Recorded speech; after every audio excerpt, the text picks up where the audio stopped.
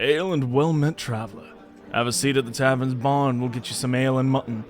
For now, be prepared before we dive into the Dark and Darker series. Might as well thank all of you for sticking around with me for so long. So thank you, and pray you enjoy this next video, where we discuss and talk about a variety of games, both launched and unlaunched. Now, without further ado, let's dive right into it. Feast your eyes upon the B-roll. Oh. Oh, it's gone to madness. And that's my song. Who's this? Oh my god, imagine playing wizard.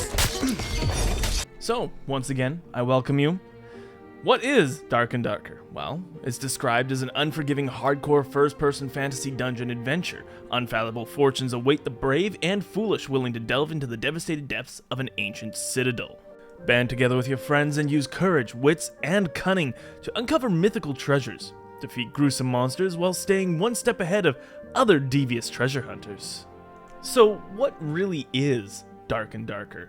Well, honestly, I couldn't describe it any better than what the company did themselves. The game itself is honestly definitely a hardcore survival, almost a battle royale. It's the medieval version of Escape from Tarkov or games along those lines. The game itself is, since it's not exactly an MMO, features a little bit of a different category setup, so we're going to start off with the character creation of the game. So far, with the game only being an alpha, we know we have the fighter, barbarian, rogue, ranger, wizard, and cleric, but we also just recently had a new test that allowed us to play a class called the BARD. Each class has its own strengths and weaknesses, which allows you to change your certain playstyles, and you're not even limited to one character, but each character has their own separate levels. If you're looking for actual customization of your character's appearance, well, it isn't in the game quite yet. We don't even know if it's actually going to be something that is out on the full proper launch. Though, in all honesty, with how the game plays, you're not going to need to worry about what your character's facial appearance looks like. You're going to be able to at least choose whether you're a male or a female character, though, at least. The nice thing in terms of how your character looks is more of a rewarding sense, where if you want to look cool, you have to be successful within the dungeon, because each piece of gear you equip will reveal and show on your character as it should. Instead of starting the next section, which would be combat, I feel like in this case we should probably start something along the lines of classes. Starting with the fighter, I mean, this is your standard sword-wielding and shield-whacking combat-style class. However, it is one of the classes that is probably the most friendly to beginners, allowing you to equip any weapon, though they do take I believe, a debuff if it's a weapon that's not native to them. The Barbarian is probably one of the hardest hitting classes within the game, allowing you to have two-handed weapons and a lot more HP, since you're kind of the one that's going to be always in the forefront just swinging. Probably one of the scariest classes I've been against personally, especially when they bust down doors and you think you're safe. For the longest time, the Rogue itself was one of my favorite classes, probably still is, but they're the master of stealth. You'll be able to pick locks, detect traps, and move quickly and more silently than other classes. A good class to give people a jump scare if you would like that kind of stuff. The Ranger itself is a class that you would expect it to do exactly what it does. It's a hunter, it uses bows, traps, and is able to track down people. It's really cool in the sense that all of these classes slightly feel like a Dungeons & Dragons class.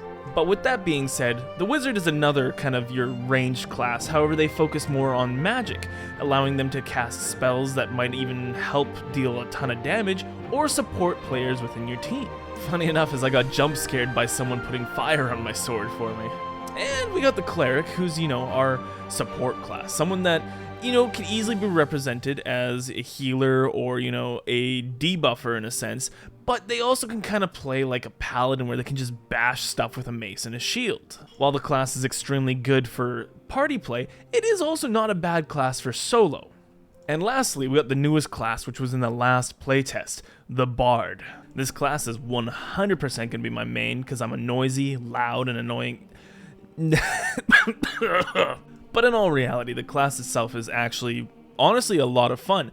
The ability to play music to buff your party or buff yourself, and the ability to make sure people can't attack or people, like you can make mobs attack each other. It's something that I found personally a lot of fun.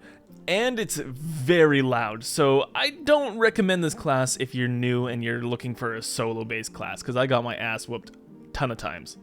So pushing aside my bias for the classes and me being a bard main, let's talk about the combat. The combat itself is a phenomenal system. It's honestly well-paced, you can feel the weight of everything. It's something that I wouldn't have expected from a game that, is in an alpha test. Each weapon handles considerably differently, allowing you to kind of stage the attacks. So for example, a rapier, if you press your, attack button once, it'll do a stab, but if you do it again, like in a quick succession, it'll do a slash, and you get a little icon on your, crosshair that shows you the direction of which you're hitting. This is something that allows you to help yourself strategize in combat scenarios. If you're in a tight corridor, especially with a weapon that has more of a stab motion, you're going to want to try to time it so you're just stabbing, not stab slashing. That was almost like the up, down, left, right moment there. Anyways, though, when it comes to weapons like the bow or the crossbow, you gotta worry about having the ability to have arrows on you, as well as the ability to reload. Even a bow will need to reload when you're using it. This is not necessarily a bad thing, because when the game first kind of let us do a playtest, the Ranger was ridiculously strong. There was no reason not to pick that class. Now, they still are honestly really good, but it gives a better level playing field for those that are up close and melee. All in all, the combat honestly has a really good weight to it. It's something that I personally find that I don't have in a lot of MMOs or even action-based combat games. You can feel the weapon itself almost. And when people die, you can just VoIP on them and say, "Dost thou even hoist?" So now that we've finished the combat section, it's a section that, honestly speaks for itself, especially when you play the game. So that means we can dive into the world, because the world is really cool. When sitting at the lobby screen, you can select what kind of map you want to go to. For the longest time, we only had the dungeon, but in the recent playtest, we got to see that there's a goblin cave as well as a potential to go into ruins.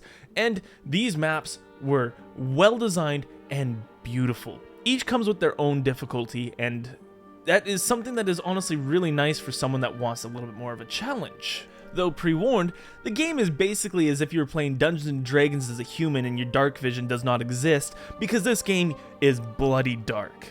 However, that doesn't pull away from the beauty, especially when you're having this beautiful ambient torchlight typically around you and allowing you to kind of adjust the scenery to fit into combat scenarios or to allow yourself to just simply hide. And now we dive right into the monetization. So, the monetization of the game, from what I've seen, from what I've experienced, it's going to be relative to having just cosmetic skins. We only got a little bit of a sneak peek in a test run. I didn't really dive right into it, but I do know that they were featuring and testing out how the cash shop would work within the game. They didn't make us spend real money, obviously, but we did get to see a sneak peek of what the currency would look like. Plus, with how Iron Mace Studios has been doing all of this, I honestly feel like I can kind of trust them, but trust is easily betrayed. Especially in a game like this. Be careful of stranger danger, that's for sure. Fortunately for all of us, there are some friendlies out there, like if you come across me as a bard, I probably won't attack you right away. I'll probably play music for you, say hi, and continue on my looting journey. But I won't be afraid to fight, that's for sure. And when I'm, I guess when I'm a rogue, you probably want to run, because I probably am going to rat and try to kill everything for loot. But in the end of this, the game itself heavily feels like it's inspired by Dungeons & Dragons. The game has, this awesome flow of combat, this awesome feel to it, and it's honestly surprising that the game isn't an alpha. I genuinely hope to see it come out soon. The only caveat to that is Iron Mace is having to deal with Nexon suing them for using assets that don't belong to Nexon entirely, but I'm sure we'll see Iron Mace win, and if they don't, I'll be very disappointed. And here's to hoping it doesn't delay a Q4 release, because I would love to grind this game and get it to a point where I become so good that I'm on the top of the leaderboards. And yes, there is leaderboards within the game, which is awesome and a great incentive to help kind of get yourself to the top and have kind of a goal to work towards other than just stealing loot and becoming strong. Or, if you're not satisfied with being at the top of the leaderboards and you're looking just for a challenge, if you're in the dungeon, you can literally find red portals that will put you to a challenge dungeon and you can go down a floor. It makes it even harder. So, and you get rewarded with better loot, so there's that too.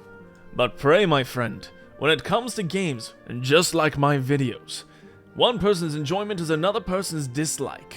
Prithee, if you liked what you saw, feel free to drop a like or a comment in the section down below. Perhaps even any games you wish to see within the channel. Let me know. Otherwise, if you could not fathom it, feel free to dislike it and hit that thumbs down button to let me know. And with that being said, this is what is Dark and Darker. My name is Gian, and I'm a knight who says nee. So good morrow, good day, fare thee well, I must away. Cheers.